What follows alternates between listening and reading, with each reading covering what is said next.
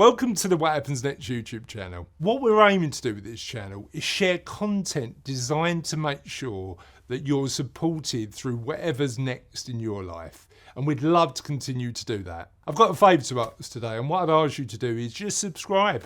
It costs you nothing, but it really helps us deliver really good quality content on a consistent basis.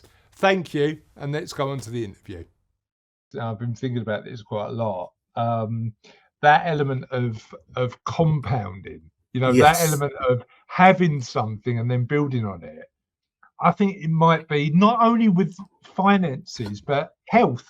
It's like sort of that little bit just building up over 10, 20, 30 years. That experience of compounding anything and building on something, I think is probably the most underrated thing in the world, right? It's like people don't talk about the power of compounding.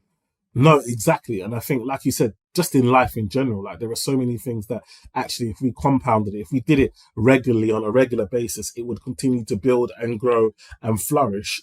And I think, just in life, we're just not taught life from that point of view. It's very straight cut. You go to work, you make money, you pay your bills, and then you start the cycle again. You spend it and then you start it again. And actually, I always compare it to, in life, we're on a journey. But I feel like a lot of people that I meet, they're stuck at a roundabout. So we're moving, but you're not actually going anywhere.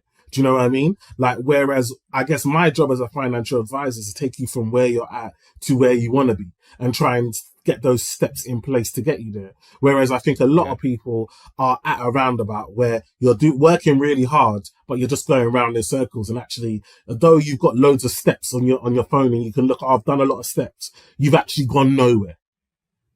You're going round and round in circles, right? Exactly. No, I completely get that. I tell you the other thing that really resonates with me is that learning compound. Like I read a lot, and it's like how much and the problem is there's never enough for me. It's like I learned something, I go, oh God, there's something else I need to learn. So that everything's most things I look at have a compounding effect in some way, shape, or form, which is really interesting. One quick question, because I'll think about this quite a lot.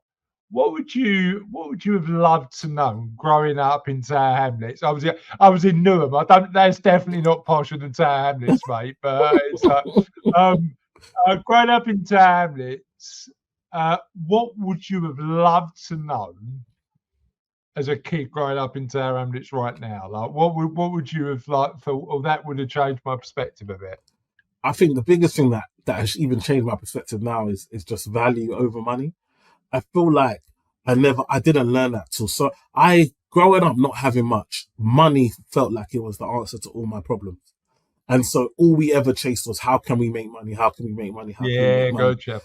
But when you make money and realize that, okay, I've got money now, but I'm still not fulfilled, then what does it mean? Like, what you don't feel like, what was the point? Do you know what I mean? Whereas when you understand the power of value, like if I can help someone, if I can create value for someone, money will follow. Like, I don't wake up every day now thinking about, I need to make money. That was the old me. The new me wakes up, who can I help? If I can find somebody to help, money will follow. I don't need to focus on making money. I just need to focus on creating a skill and finding people that I can help, and the money will come. And it's such a much better way to wake up and feel like I'm actually making a difference to society by changing that mindset shift. 100%. And it's the reason when we talk about what happens next, which came from a conversation I had with a client who was financially independent. He'd never run out of money again, who was waking up and saying, well, I thought that was the answer, and now I've got enough. So what do I do?